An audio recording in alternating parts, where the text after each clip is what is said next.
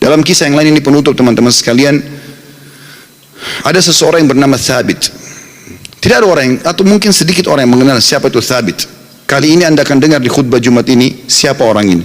Thabit rahimahullah seorang yang sederhana di kota Kufa di Irak dan tidak terlalu dikenal pada saat itu.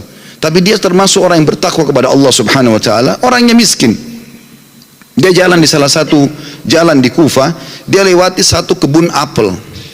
Kemudian ada apel yang jatuh dari kebun itu karena matang, jatuh di depan dia. Dia berpikir bahwasanya kebun apel ini, ya apel ini jatuh di jalan, mungkin sudah halal buat saya. Dia ambil sama dia makan. Sementara dia mengunyah dan sudah habis setengah apel itu, tiba-tiba dia berpikir, halalkah untuk saya ini? Bagaimana bisa saya tiba-tiba mengambil yang walaupun jatuh di jalan tanpa izin pemiliknya? Maka dia berhenti makan, sisa mulutnya dibuang. Ada yang sudah tertelan, ada yang dibuang, ada yang masih tersisa setengah di tangannya. Lalu dia segera dengan ketakutan masuk ke dalam kebun tersebut mencari. Dia temukan ada sebuah rumah gubuk, lalu dia berkata, apakah Anda pemilik kebun ini? Dia mengatakan, bukan. Pemilik kebun ini jaraknya 1 hari dari sini. Kata orang penjaga kebunnya, kenapa? Dia bilang, saya tadi mendapatkan apel jatuh di sini, kemudian saya makan setengahnya. Saya pikir karena jatuh di jalan mungkin halal buat saya, tapi tiba-tiba saya ketakutan sekali, takut Allah hisab dengan apel ini. Tolong Anda halalkan. Kata pemilik kebunnya atau penjaga kebun pun, karena dia bertakwa sama Allah, dia nggak langsung main halalin. Dia mengatakan, sungguh tidak ada di tangan saya wenan itu. Pemilik kebun ada 1 hari dari sini. Kata Thabit rahimahullah, demi Allah saya akan datang ke sana. Jalan sehari semalam jalan kaki hanya untuk mencari kehalalan setengah apel yang sudah dia makan, karena takutnya dihisab hari kiamat. Begitu dia datang ketemu sama pemilik kebun itu, kemudian pemilik kebun itu ditanya sama dia, Thabit bertanya, apakah Anda pemilik kebun yang ada di sini dan di situ? Dia mengatakan iya. Dia bilang, saya jauh-jauh datang sehari semalam perjalanan karena kemarin kejadiannya begini. Saya temukan ada apel jatuh satu dari pohon Anda di jalanan, lalu saya memakannya karena saya lapar. Kemudian saya tiba-tiba ketakutan pada saya sudah makan setengah. Setengahnya sudah ada, sebagian saya makan, sebagian sudah saya buang, ini setengahnya tersisa. Walaupun sudah busuk saya tetap bawa. Tolong halalkan. Orang tersebut melihat halal gitu.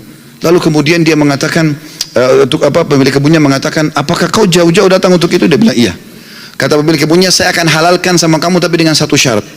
Kata Thabit, apa syaratnya? Kau harus nikahi anak saya. Kata pemilik kebun itu, kau harus nikahi anak perempuan saya. Tapi kau perlu tahu sebelum kau nikahi, anak saya itu tuli, nggak bisa mendengar, bisu nggak bisa ngomong, buta nggak bisa melihat, dan lumpuh nggak bisa bergerak. Kata Thabit rahimahullah, dalam kisah ini saya pun berpikir pada saat itu, kalau memang untuk menghalalkan setengah apel yang saya makan dan saya lepas hisab hari kiamat dengan cara menikahi wanita yang buta, tuli, ya, bisu, juga lumpuh ini, maka saya akan melakukannya. Maka kata Thabit rahimahullah, orang itu tidak tunggu waktu, dia langsung panggil 2 orang saksi, dia minta, ya, atau dia mengatakan, saya nikahkan kau sama anak perempuan saya Fulana binti Fulana, lalu menikahlah dia. Kata Thabit, lalu saya disuruh masuk ke ruangan untuk bertemu dengan istri saya. Terjadi sesuatu yang unik. Begitu saya masuk ke dalam kamar tersebut, kamar itu sangat indah dan bersih.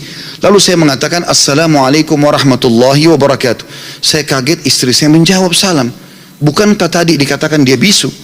Kemudian saya mendekati dia, kemudian saya mengulurkan tangan saya, dia mengulurkan tangannya untuk menjamah tangan saya. Bukankah tadi ayahnya mengatakan dia adalah orang yang lumpuh? Kemudian pada saat saya salam, dia menjawab, berarti dia mendengarnya, berarti dia bukan tuli. Lalu saya mengatakan, tadi waktu saya ditawarkan nikah sama ayahmu, dikatakan kau itu buta, kau itu tuli, kau itu bisu, kau itu lumpuh, tapi kau bisa jawab dan dengar salam saya, kau jamah tangan saya. Bagaimana penjelasannya? Kata perempuan tersebut, benar perkataan ayah saya. Mata saya memang buta karena selama ini saya belum pernah melihat sesuatu yang haram. Saya buta dari yang haram. Telinga saya tuli dari sesuatu yang haram, karena sampai detik ini belum pernah telinga saya dengar yang haram. Lisan saya bisu dari sesuatu yang haram, karena tidak pernah saya ucapkan kecuali yang halal atau yang boleh saja. Dan tubuh saya tidak pernah tersentuh kecuali yang halal. Dan ayahku memilihmu sebagai suamiku karena kau telah takut kepada Allah dan meninggalkan yang haram. Apa yang terjadi teman-teman? Kata Thabit, saya pada saat membuka tirai penutup wajah perempuan tersebut, saya temukan perempuan itu orang yang paling cantik, orang yang paling salihah, bahkan menghafal kitabullah. Dan subhanallah, dari keberkahan pernikahan yang meninggalkan yang haram itu, lahir seorang ulama muslimin, Abu Hanifah rahimahullah. Salah satu ulama dari 4 madhab yang hampir seluruh Eropa, Turki, bahkan India dan Pakistan menggunakan madhabnya. Lahir dari seorang Thabit, masyarakat biasa yang meninggalkan sepotong apel yang haram.